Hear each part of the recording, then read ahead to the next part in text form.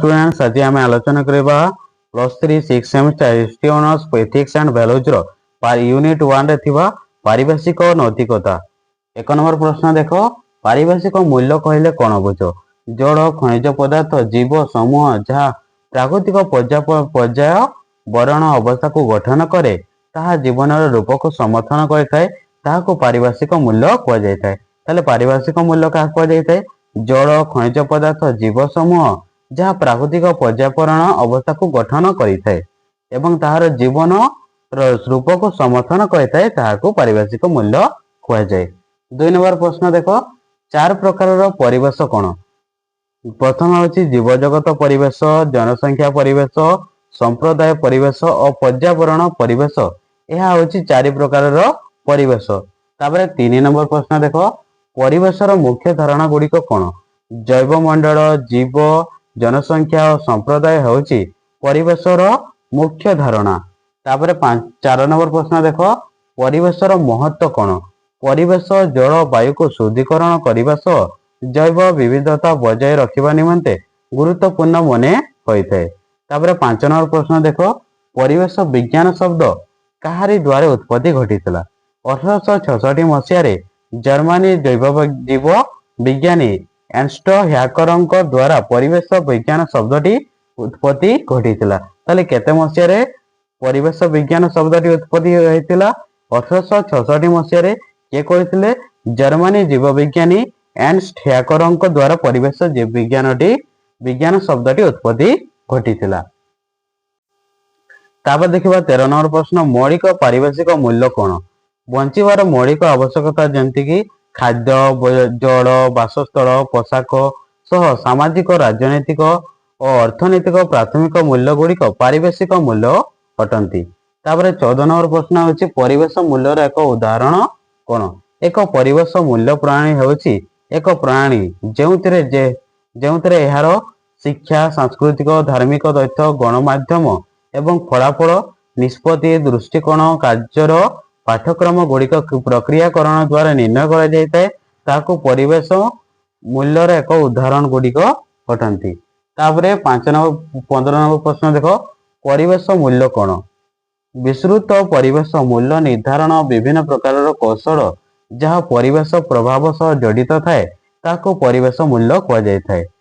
16 number प्रश्न देख 2टी प्रमुख परिवेश मूल्य कौन। आभिमुख्य संरक्षण और व्यवहार रे परिवेश मनोभाव हूँ 2टी प्रमुख परिवेश मूल्य। 17 नंबर प्रश्न देख परिवेश मूल्य नैतिकता कौन।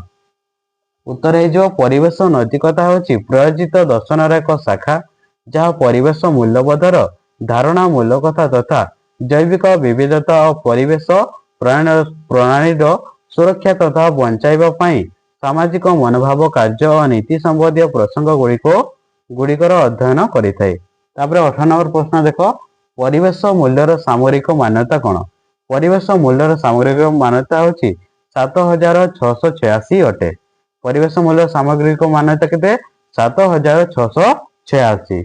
19 नंबर प्रश्न देख परिवेश मूल्यर 3टी पद्धति कौन।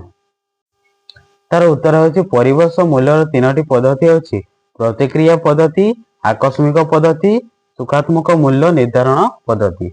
20 नंबर प्रश्न देख परिवेश रिपोर्ट रे भारतर मान्यता कौन। परिवेश प्रदर्शन सूचांक 2022 रे भारतर मान्यता 180तम स्थान अटे। 21 नंबर प्रश्न देख परिवेशर सबुठार बड़ पुरस्कार कौन। नागरिक समाज बेसरकारी स्तर विशिष्ट नेता मानक मिलित जातिसंघ वार्षिक चैंपियंस विश्व पुरस्कार नामक सर्वोच्च परिवेश सम्मान प्रदान कर। 22 नंबर प्रश्न देख परिवेश मूल्य कौन। परिवेश मूल्य प्रणाली सुधार गुड़िकर सुरक्षा संबलर संरक्षण विपद को रखा एवं बचाई चिंता करने भली विषय ग्रहण करे जहाँ जीवनर उभय वस्तु एवं अधार्मिक गुणर पौणिक दिग अटे। 23 नंबर प्रश्न देख परिवेश मूल्यर प्रकार गुड़िक कौन।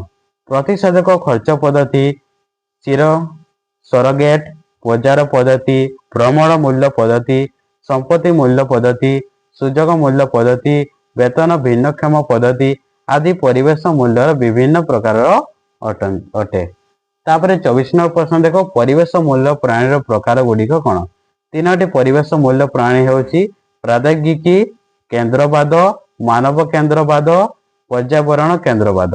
तापर 25 नंबर प्रश्न देख परिवेश मूल्य को किपरि मपा जाई पारिथाय। उत्तर है समुदाय आर्थिक मूल्य माध्यम परिवेश मूल्य को मपा जाई थाए। तापर 26 नंबर प्रश्न देख परिवेश संबळर समान व्यवहार कहले कौन।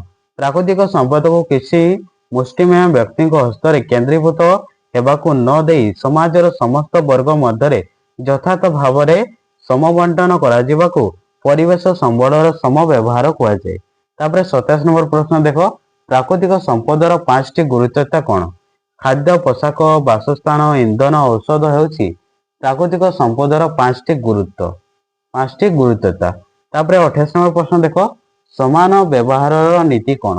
समान जुक्तियुक्त व्यवहार नीति आवश्यक करे जे अंशीदार जोड़ उत्स व्यवहार करिबारे प्रत्येक समवाय राज्य अन्य सह बेसिन राज्य गुड़िकर आईनगत आवश्यकता एवं स्वार्थ पाई समान एवं प्रयुक्ति एवं जुक्तियुक्त समान रहिबा आवश्यक।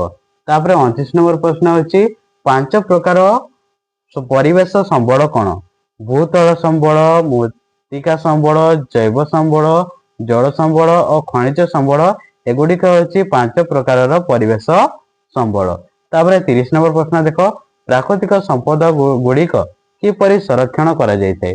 जड़ आलोकर कम व्यवहार अक्षय इंधन व्यवहार पुण्यचक्रण पद्धति द्वारा प्राकृतिक संपदर पुण्य व्यवहार करा जाय संरक्षण करा जाय पारिबो। तापर 31 नंबर प्रश्न देख प्राकृतिक संपदर 3टी मुख्य व्यवहार कौन। खाद्य इंधन और कंचामाल तैयारी व्यवहृत हेबा हेउची प्राकृतिक संपदर 3टी मुख्य व्यवहार। तापर 32 नंबर प्रश्न देख संबल संरक्षण रे 3टी आर कौन। संबल व्यवहार को ह्रास करिबा पुण्यचक्रण पद्धति द्वारा संबलर व्यवहार और संबलर पुण्य व्यवहार हेउची संबलर संरक्षण 3टी आर। तापर 33 नंबर प्रश्न देख संबलर समान बंटन को कौन कहुए। संबलर समान बंटन प्रत्येक व्यक्ति को संबलर उचित अंश ग्रहण करने को अनुमति देवा सह समस्तंकर अस्तित्वर मौलिक आवश्यकता यथा खाद्य जड़ बासस्थान आदि पाइबा को सुनिश्चित करिथाय। तापर 34 नंबर प्रश्न देख पशु मानक नैतिक समस्या कहले कौन। पशु मानकर नैतिकतार विषय गुड़िक है सेमाने अणमानव प्राणी भावे कहीं सुरक्षा पाइबा को योग्य एवं अणमानव प्राणी मानक अधिकार रही कि। तापर 35 नंबर प्रश्न देख सूक्ष्म जीवाणु और जीव प्रक्रिया औद्योगिक प्रयोग नैतिकता कौन। उत्तर है सूक्ष्म जीवाणु और जीव प्रक्रिया औद्योगिक प्रयोग नैतिक चिंताधारा 6टी क्षेत्र विवाद सृष्टि करता है सेगुड़िक है सुरक्षा स्वाधीनता न्याय परिवेश प्राकृतिक मानव प्रकृति और धार्मिक विश्वास और निरापत्ता। तापर 36 नंबर प्रश्न देख जीव विज्ञान औषध गुड़िकर श्रेष्ठ 5टी नैतिक प्रसंग गुड़िक कौन।